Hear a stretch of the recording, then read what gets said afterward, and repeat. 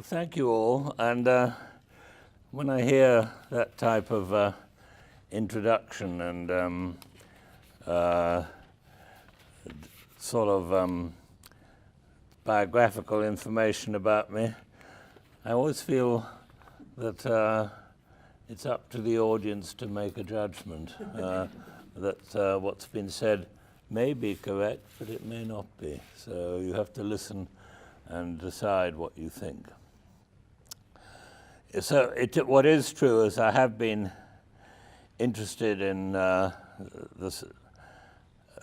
condition of narcissism, and this talk is on the sort of transformation of narcissism, and I've said through an act of understanding. And I do believe that it's through understanding that narcissism can be healed and changed and altered. And this is because narcissism is a state of alienation. The narcissistic state is one where the individual afflicted with this state is, as it were, living on an island separately from the mainland. It's an offshore island that's uninhabited by any human being. Now, the foundation for an act of understanding is that there is a shared experience existing between the therapist and the patient. This is because the moment of understanding is not an isolated matter, it's transitive. It's a joint experience, and it's a joint experience which the psychotic patient has been longing for. And Wilfred Bion, whom I had the good fortune to both hear lecture at the Tavistock when I was there, and he also lectured to the Klein group at the Institute of Psychoanalysis in London.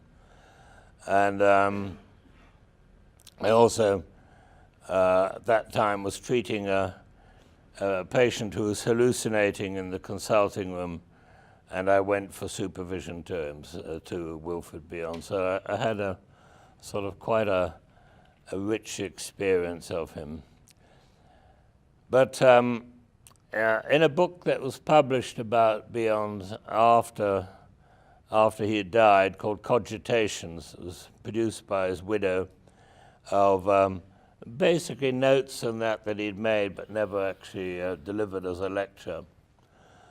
But in that book, he says at one point, "On the whole, I'm more satisfied with my work if I feel that I've been through the emotional experiences than I do if the sessions have been more agreeable.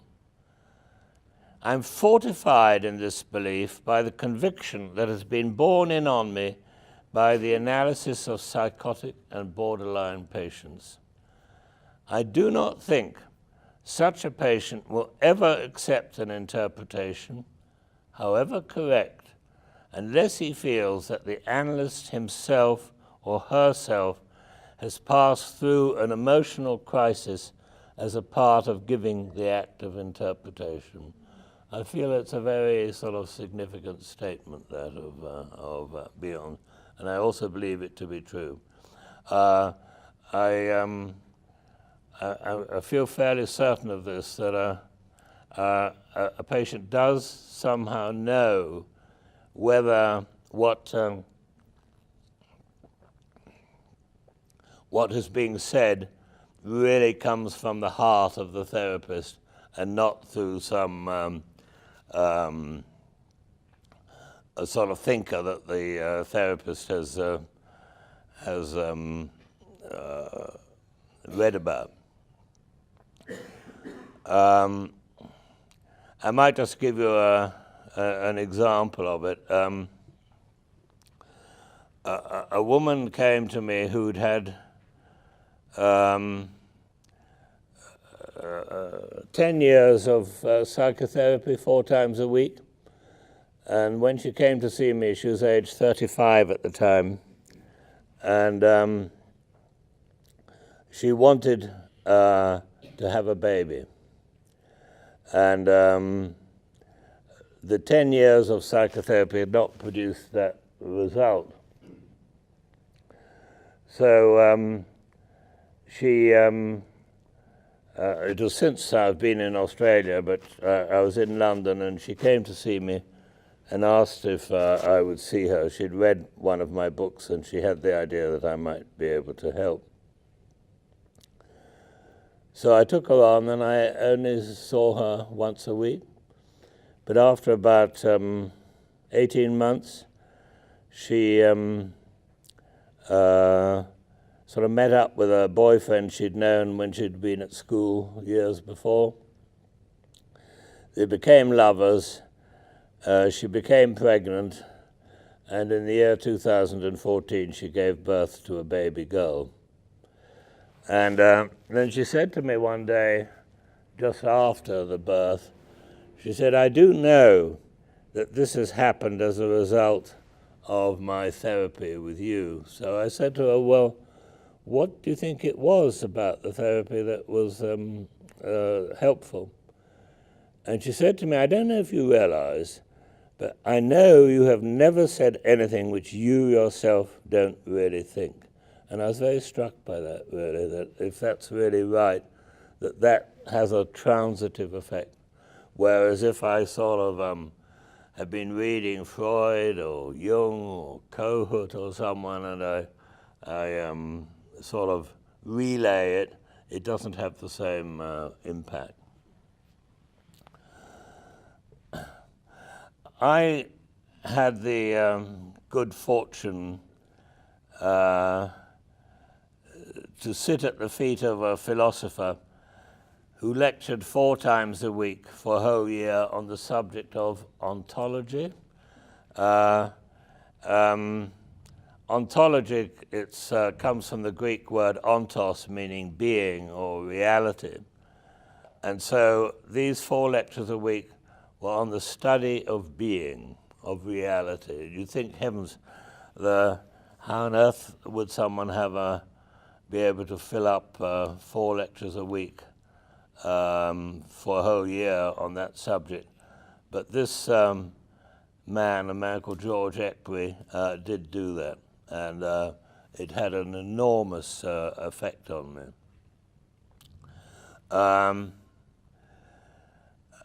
A little red author, a man called McNeill Dixon, who wrote a book called The Human Situation. It was a remarkable book, and he says in it, "The first and fundamental wonder is existence itself, that I should be alive, conscious, a person, a part of the whole, that I should have emerged out of nothingness, that the void should have given birth not merely to things, but also to me. Among the many millions who, through the centuries, have crossed the stage of time, probably not more than a handful have looked about them with astonishment and found that their own presence within the visible scene is in any way surprising." I was very taken with that book when I came across it quite some years ago now, but I don't know if any of you ever thought that the fact of existence, that there is a universe, is extraordinary, and it's unexplained. One might, if in the Judeo-Christian Islamic tradition, you say, well, God created it, but how did God come to be? It's like the fact of existence, it's sort of an unexplainable marvel.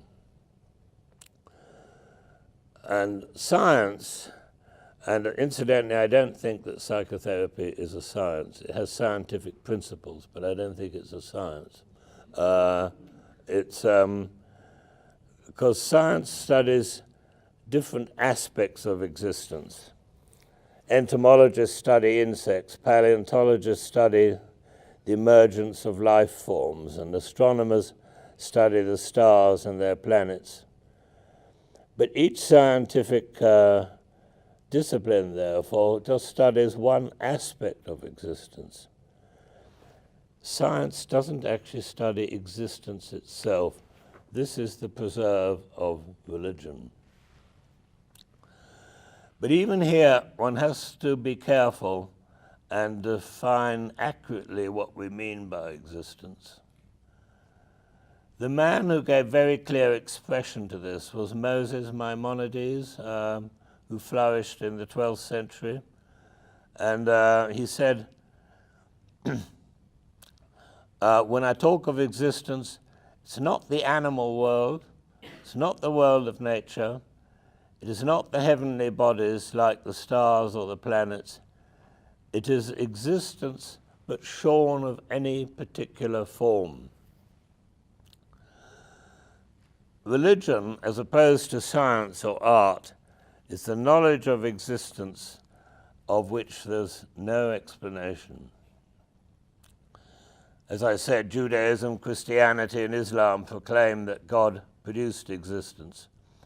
But as the Buddha saw clearly and said that this is a chimera, he said it was a delusion. As far as I know, the Buddha did not give expression to the absolute nature of existence in the way in which Moses Maimonides did.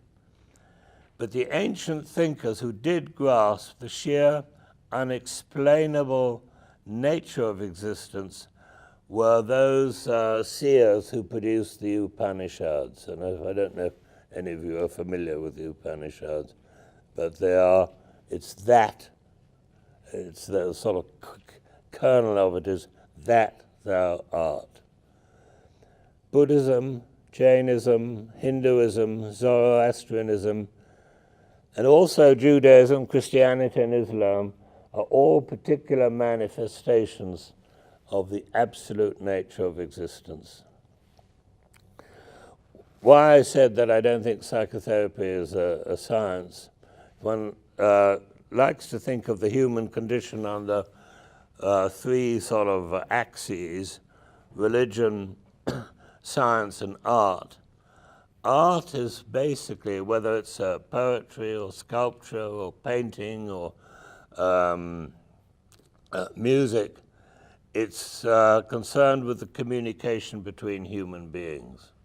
And therefore, I think psychotherapy is an art. It's within the art field. There's scientific principles associated with it, but it's not in itself a science. When I understand something, I've engaged in an action, an emotional action, but in order to understand, I do need an instrument. I need some instrument through which I reach through into the inner world, both of myself and another. All tasks which are actions with a specified target do require an instrument to achieve their purpose. I need a saw to cut through a piece of wood. I need a spade to dig my garden. I need a pen to write a letter. All internal actions that have a specific goal also need an instrument to attain their purpose. So to understand, to connect to the inner life of another, does anyone have a thought of what is the instrument that I require to achieve that purpose? Well, I'll tell you the story that concerned myself and a young teenage patient. A young girl of 15, she went to a seaside resort with her parents. And she was playing on the beach, making sand castles, while her parents went out swimming in the sea. But there was an undertow, a rip, and her mother and father were carried out to sea and were unable to get back to the shore. And they were struggling in the ocean in a helpless state. Luckily, the lifeguards saw them and went out in a lifeboat and pulled the two of them into the boat and brought them back to shore. They then placed them on the sand and set about giving them the kiss of life. A ring of people surrounded the immobile bodies, and this, my patient, the 15-year-old daughter, she joined this group that was surrounding, seeing her parents on the ground. As she was standing there looking at her parents in a sort of inert state, she heard someone saying, "They're dead."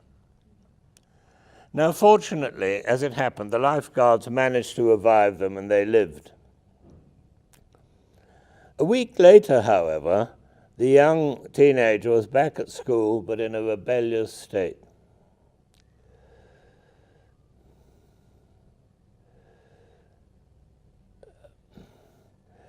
She didn't do her homework. She didn't pay attention in class, which she always had in the past. And so she was shipped off to see a psychotherapist, who happened to be me. She told me the incident that I've just described, and although I felt sorry for her and thought I knew how upsetting it was, yet I had not understood. Then she told me again, and I suddenly realized that when she heard the man saying they're dead, her parents had died. She'd actually suffered the shock of their death. I remember a senior analyst from America once telling me, when someone tells you a second time, it means that you've not understood yet, and you need to open your mind to something new. So, as I say, when she heard this person saying they're dead, her parents, she'd suffered the shock of their death. And then she said to me, and when I got back to school, everyone acted as if nothing had happened. And at that moment, I realized with shock that she'd undergone the death of her parents without any support. If her parents had physically died, then friends and relatives would have gathered round her in support. But this death, which was a real death for her, was unseen, so she was left on her own with it. Now, how was it that I suddenly understood? I saw her standing on the sand. I can still see her among a ring of strangers, looking at the inert bodies of her parents and hearing someone saying they're dead. What was it that gave me that act of understanding? It was the image of her standing watching her dead parents. At that moment, I think I was a teenager myself, watching my parents like corpses on the beach, with someone saying they're dead. But I think the central image was of being alone with my parents, on whom I had totally relied, and suddenly they weren't there. Now, in fact, I had not ever seen my parents lying as if dead on a beach, but I did have a parallel experience, which was of my parents driving away, leaving me in a boarding school in another country and 1,000 miles from home, and being left among teachers and boys who were total strangers to me. I think probably some of you may be familiar with this English system of what's called public schools, where people are shipped off to these sort of what I call them borsals for the upper middle class. And I was shipped off to such a place. And I can still remember very well seeing my parents' car going down the drive, turning off. And they lived in Portugal. This was in the north of England. So I wouldn't see them for 6 months. So there was a sense in which I did have a sort of experience of losing them. And I'm absolutely sure that my understanding of this patient who had this experience of seeing her parents and hearing someone saying her parents were dead, I think the instrument that opened that was my own experience. Not exactly the same, but enough similarity in it for the connection to occur. So I think it is important to differentiate between my sorrow for her when she first told me to my act of understanding when she told me a second time. In the first case, I was an outsider, a stranger. I was pitying her, sometimes going under the name of compassion or caring, but it was useless. It had no healing effect. I'm reminded of something that Graham Greene says in his novel, The Ministry of Fear. He says, pity is a terrible thing. People talk about the passion of love. Pity is the worst passion of all. We don't outlive it like sex. So I started with pity and then moved to understanding. A patient taught me this by saying, if you pity me, it means I'm condemned to this state and there's no hope of reprieve. So I started with pity and I moved to a shared experience with her. My own experience was the instrument which the emotional act took hold of, producing thereby what we know as an act of understanding.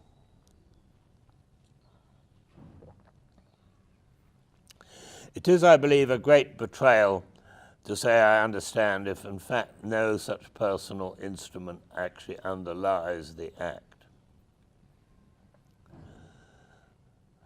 Now, I didn't in fact have a conscious image of my own loss of my parents at the age of 11 when they disappeared down the drive in that hearse-like motor car. But on the second occasion when she told me, I believe that this emotional memory was the instrument that fashioned understanding. She was no longer alone any more than I. She needed me not as a stranger, but as a fellow sufferer. And I believe that I was also rested from isolation in that moment. We were together in a shared experience. I did not share it with her in the way she shared hers with me, but I believe in that sudden moment of shock when I felt close to tears at the appalling awfulness of what had happened to her, that at that moment she felt me as a fellow sufferer. There is communication at this level before there are any words, and I feel that's a very important thing. It's often said that it's the act of interpretation is the healing factor. I don't think it is. I think there's a more fundamental level of communicative understanding that occurs before there are any words. So what I want to emphasize here is the image born of experience that is necessary for an act of understanding. The outer details are always different, but the inner experience is similar enough for the connection to occur. I did not have the experience of believing that my parents were dead, but I did have the experience of losing them when I was on my own among strangers at a sort of similar age to what she was. I think her experience was worse, but I think mine was similar enough for the connection to occur. And also, she and I were roughly the same age when this happened. So, what's the instrument that enables an act of understanding? It is a shared experience. If it's outer, it's no good. It's a shared experience. In order to understand the particular distress of the other, I reach for a parallel within my own experience. I then use that to enter the experience and be with the other. In the moment of understanding, I and the other are one. We're united. Through togetherness, which is achieved through a type of mutuality of experience. Because the experience is similar, it sort of gives an entry to the experience of the other. I stress that it's similar, though not the same, but the similarity is close enough for a spark to pass between two electric terminals which are close to one another. There's always a leap, a gap, which has to be traversed, and this is the act of understanding. And the instrument which is the agent of this has to be shorn of all the outer particulars. That moment when I lost my parents, a loss of those I loved and utterly depended on, was a disaster. Reaching to this loss and arriving at it brought me into sympathetic union with this young teenager who had thought that her parents were dead. We were together. The intensity of the inner experience shut out all those differences between us and enabled the spark to cross from one terminal to another. I was an adult man of 40 years of age at the time, and she was a young girl of 15. My experience had been of losing my parents on my first day at boarding school. Hers was losing her parents on a beach. In the act of understanding, in that momentary flash, my experience and hers are in a joint intensity, and all the outer contours of our lives are shut out. Or to use the structure formulated by that writer Polanyi, the outworks of our lives are subsidiary to this focal point. I don't know if you've come across Michael Polanyi, but in his book, The Study of Man, he says, when we comprehend a particular set of items as parts of a whole, the focus of our attention is shifted from the hitherto uncomprehended particulars to the understanding of their joint meaning.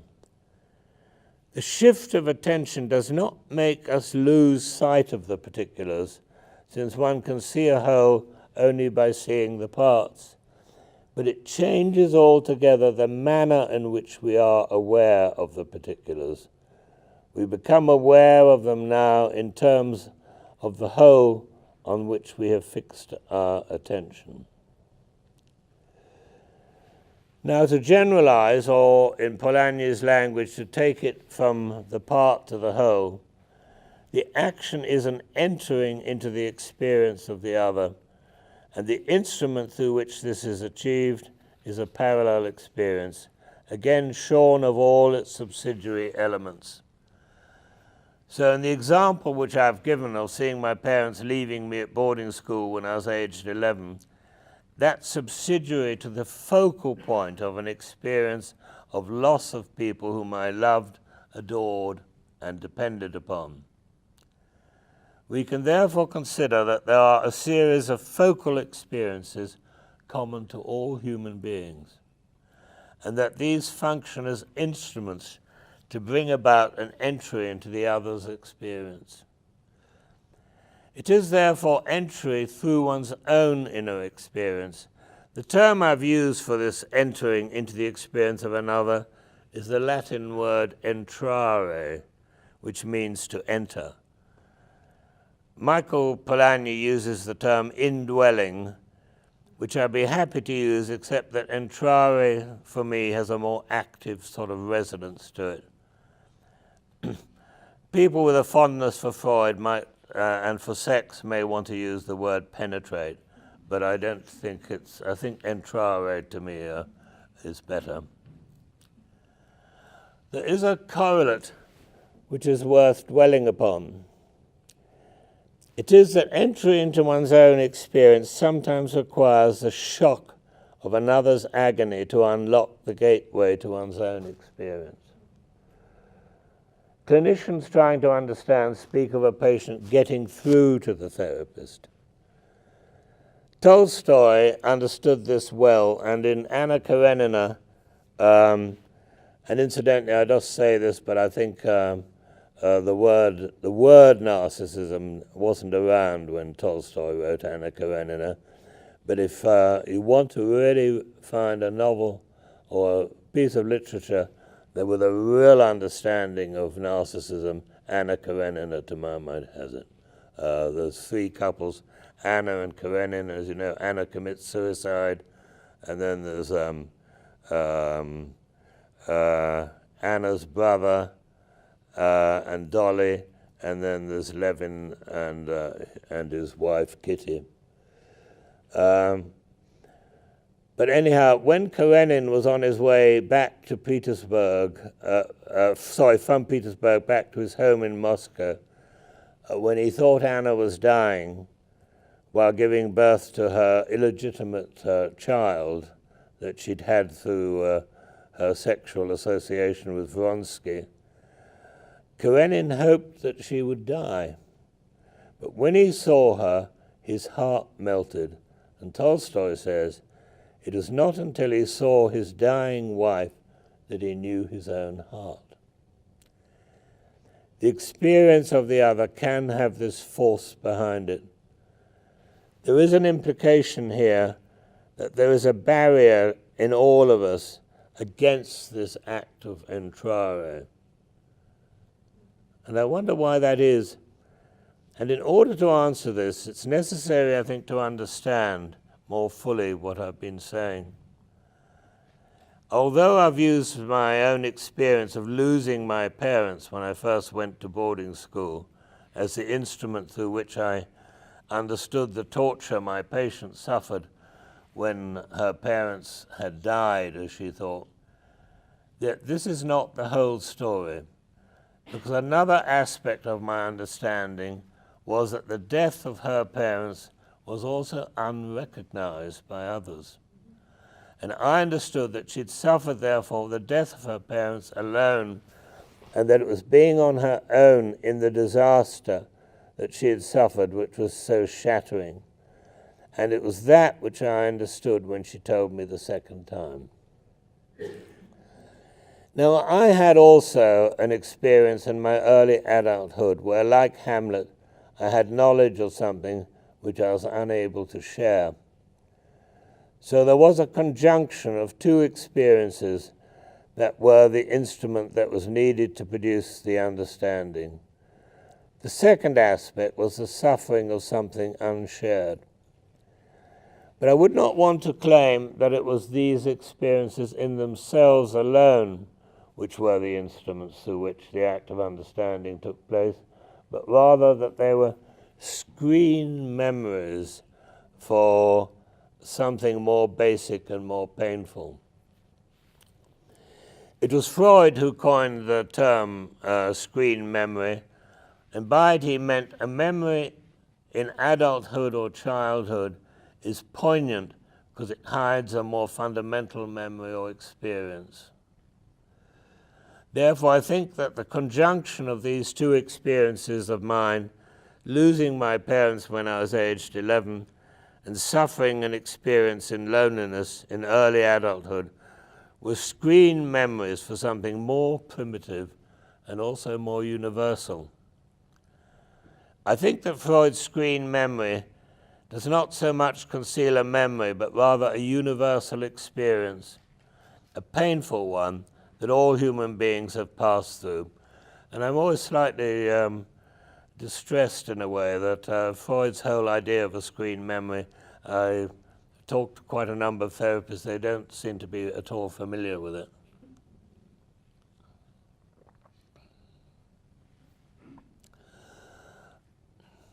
So I return to the question, why is there a barrier against these universal experiences? It is, I believe, because awareness of them puts a demand upon me, that I open myself to a basic humanness shared by all, and that I open myself to this isness. It also means renouncing a surface belonging in favor of a deeper reality. To belong is a basic human need. I belong to my family, but ultimately there is a deeper belonging, and it is this which has a prior claim upon me. Death spells the end of this individual life, but the world still exists. It is this existence which has the prior claim. Why is this so difficult? Why do I put so great a weight behind my own individual existence? What am I saying here is not that relations with my family and friends will ever be less important than relations with strangers, but that the deeper claim that I'm talking of only occurs when the deeper claim asserts its primacy. There is a fear that if I let go of this surface attachment to my own individual existence, I will plunge into nothingness. Out of this fear, I cling to my own individual existence and its surface attachment. When psychiatrists, psychologists, or therapists talk of someone thinking concretely, they're referring to this elemental fear of nothingness which makes me cling desperately to something solid and physical. To understand this concreteness, we have to see what it is we're taking flight from. It's a way of trying to compensate for this sort of emptiness, nothingness. I sometimes had the image as if one was in a spacecraft, sort of, and planet Earth was completely out of sight and you were just nowhere. And it's a very frightening type of state. But coming back to the screen memory, it's that there are universals that are present in the personality. I think Jung was trying to get at that in some of his writings. But we're required to appropriate them personally so they become ours. The memories that screen them give us entry into the universal. So the screen is like a personal revealer. It gives us a personal entry, entrare, into the universal. This entry, which is unique to me, makes the universal a personal possession and brings me into brotherhood with all my fellow human beings. It also transforms surface attachment to family members in such a way that the relation is inner to inner, which allows freedom between myself and the other. I feel that's a very important sort of factor,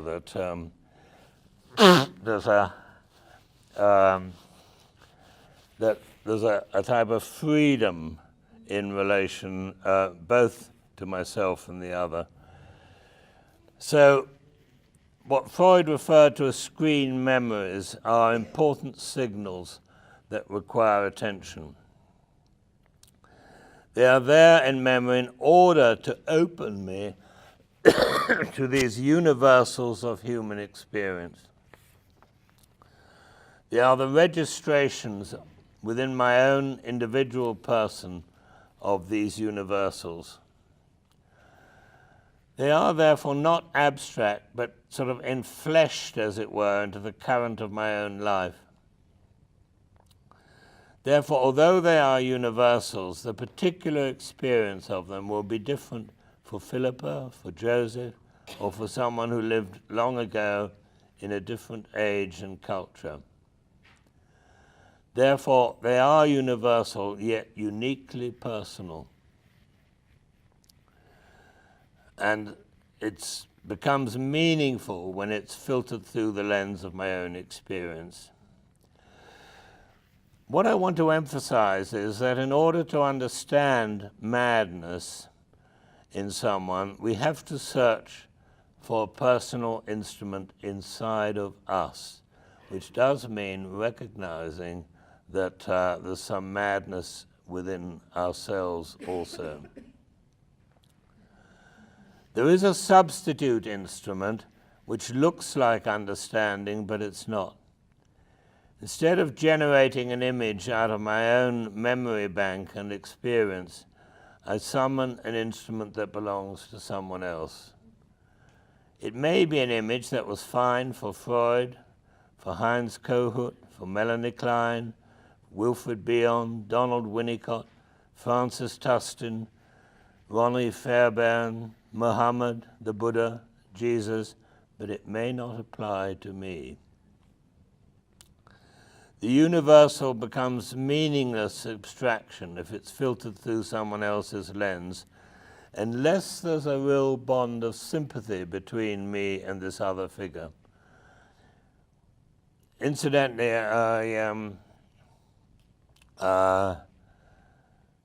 I think, for instance, I've been very influenced by Bion, but I think if anyone absolutely takes in and imbibes the whole thinking of a particular figure, whoever it is, there's something amiss. It's not, because it's ultimately a type of personal thing that person has generated, and it can't be absolutely equated with my own. Aspects of it can, but not the whole of it. And I'm always slightly worried when people are totally sort of in adoration of one particular figure or system. If the figure whose lens I'm looking through is giving expression to something that adequately frames my experience, then it's fine, but not otherwise. What is certain is that the whole range of thought of a particular clinician can never be totally faithful to my own experience. Because if that were the case, that other person would be me.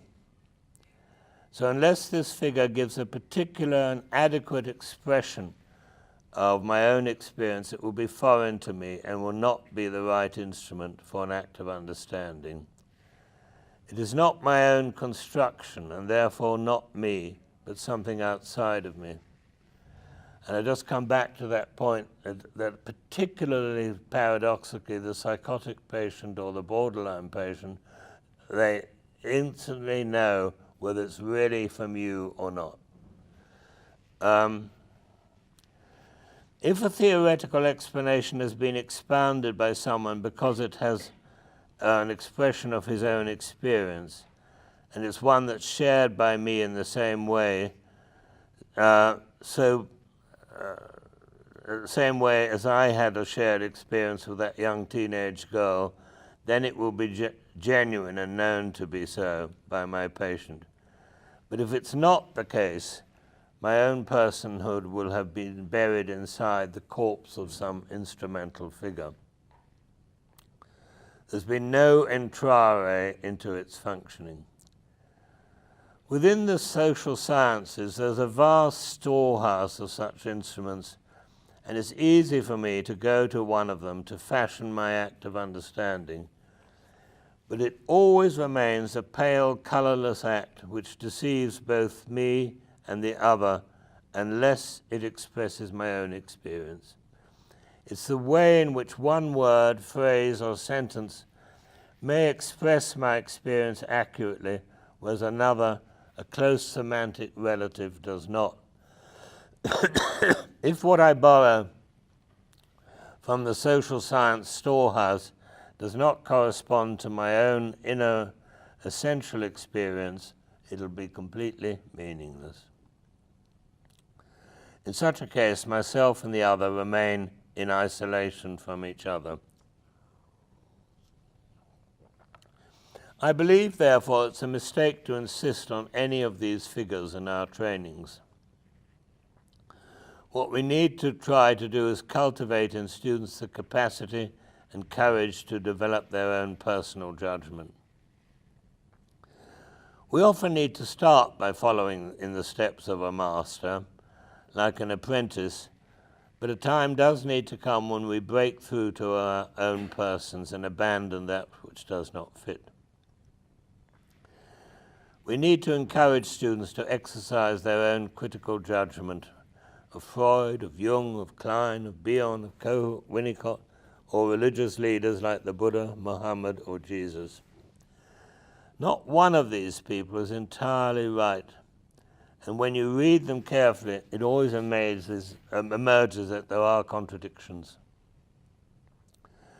The reason I'm emphasizing this is that if your own personhood is smothered by the thinking of another, then we are also psychotic. I was quite taken by a statement actually by, I don't know if any of you have come across a man called John McMurray,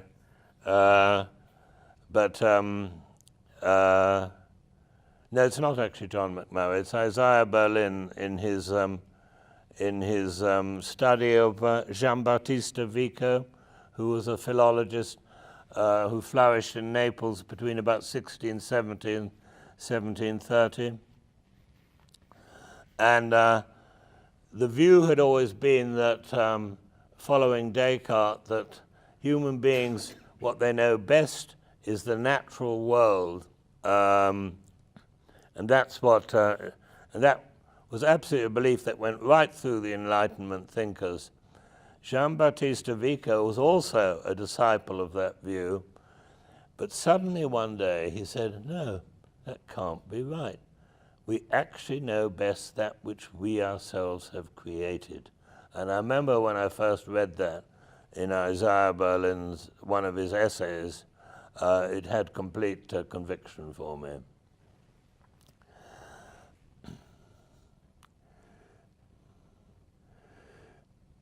The reason I'm emphasizing this is that if your own personhood is smothered by the thinking of another, we also are psychotic. We're suffering from the same condition as our psychotic patient, only that it may look superficially all right because it has some official authentication from an admired authority, be it Freud, Bion, Kohut, or any other analyst or iconic figure of note. We may be madder than our patient, but ours is hidden behind a respectable icon. The reason why we frequently grab an instrument of something which is alien to our experiences, there is a deeply in us a hatred of experience. Wilfred Bion says in his book on groups, he says there's a hatred of having to learn by experience at all, and a lack of faith in the worth of any such learning. He also says in the same paragraph that it boils down to a hatred of the process of development. I remember very well a long time ago I worked in a psychiatric prison in England, and I arranged to take a group of about 8 prisoners in a group type of therapy setting. And they started by all saying, oh, we know, you've read all our records and you know what we're like, that we're just a useless lot of criminals and so on. Now, as it happened, I hadn't read their records, and I deliberately hadn't read them. But I didn't tell them. But they went on doing this for quite some time, saying this for some time. Then after about, I was seeing them once a week for quite a long 2-hour group therapy session. The end of about 8 weeks, I can't quite remember why, I decided I'd tell them. I told them, well, actually, I've never looked at any of your records. They were furious, absolutely in a rage. I'm an important criminal, you know. I murdered someone, you know. You mean to say you haven't even opened yourself to that bit of knowledge? I remember it was quite striking when I realized that.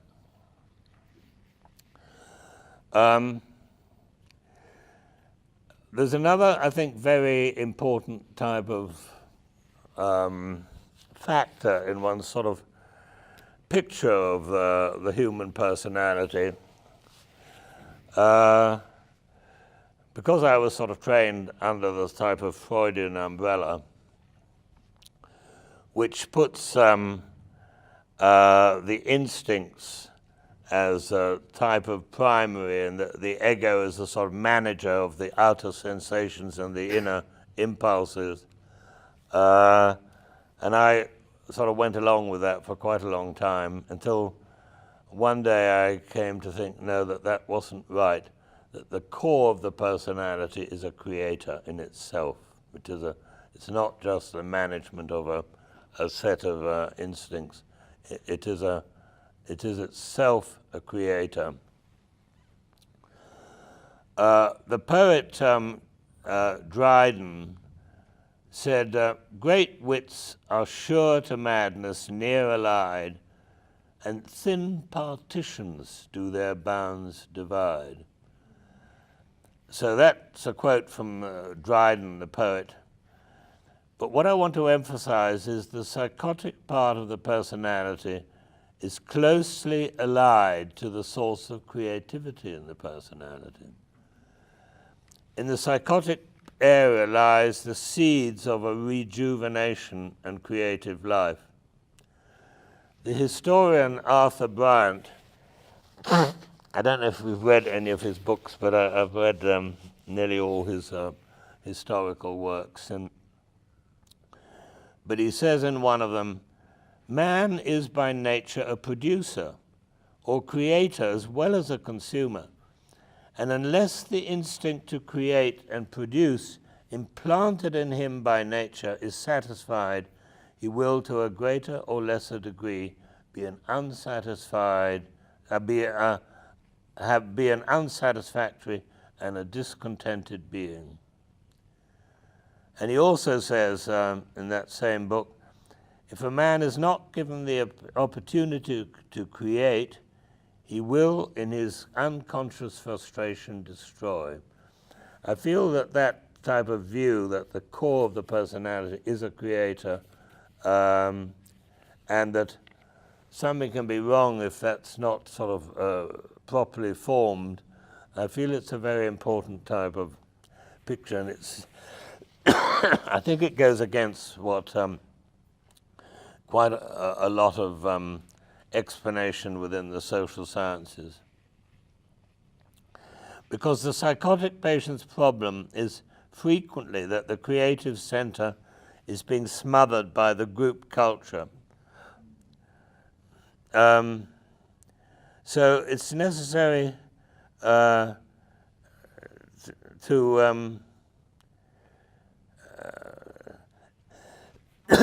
realize that the creative urge can be strangled by some outer form. I'll just try and explain this by giving you experiences in two different clinics. In the first, the parents of school-refusing children were seen at the clinic, but a psychologist found that referrals from the school usually did not eventuate, and this was because they were referred to a psychiatric unit and parents feared the prospect of visiting a psychiatric unit.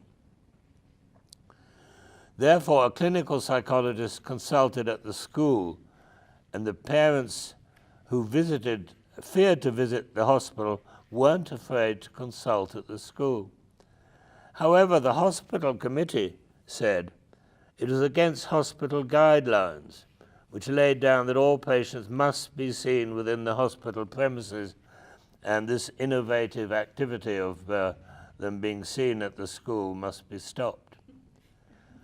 In the second clinic, a young psychiatrist decided to start a therapeutic group with the staff of the school for gifted children, and the action was immediately endorsed and encouraged. The social group, depending on its leadership, either promotes creative happenings or strangles it. And I think Arthur Bryant, the historian, must have been referring to something like this. I've never met a creative writer, architect, historian, or economist who has had no story of an attempt to strangle it. The relevance of this is that every one of us has within us a social group, and this is either a promoter or a strangler. The patient who is psychotic is in fear of the strangling group. Having the creative center crushed, that is what psychosis is. These unfortunate words like psychosis and borderline and neurosis luckily didn't exist 150 years ago. And if you read writers like Tolstoy or George Eliot and so on, they all knew of these conditions but describe it in more ordinary words. When a creative element is isolated from other parts of the personality, the consequence is mental illness. The creative spring inside the personality becomes destructive when it's isolated. It is a creative principle when it's in communion with other parts of the personality. It's that which actually makes it creative as opposed to destructive. It's like an element that's neutral, but it becomes creative if it's in communion with other parts of the personality. If it's isolated from others, it becomes destructive. And this was clearly understood by a mystic of the Kabbalah in the 14th century, a man called Moses de Leon. And he said, moral evil, according to the Zohar is a Jewish-Israeli text that goes back to the 14th century. He says, moral evil, according to the Zohar, is always either something which becomes separated and isolated, or something which enters into a relation for which it is not made. So it's that same idea that it's because it's isolated from the rest, that's what makes it destructive. Or Sholem, there's one who wrote this book on mystical trends in Jewish thinking. He refers to it as moral evil. So I'll just end by saying what I mean is the seed of health lies in the creative center, which may be hidden behind some manifestation, such as schizophrenia, bipolar disorder, OCD, and so on.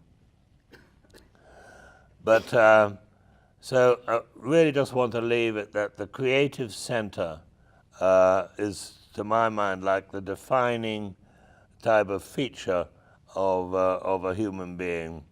And the question is whether it's in communion with other parts of the personality or isolated from it. And I've been talking for an hour, so I'll now stop.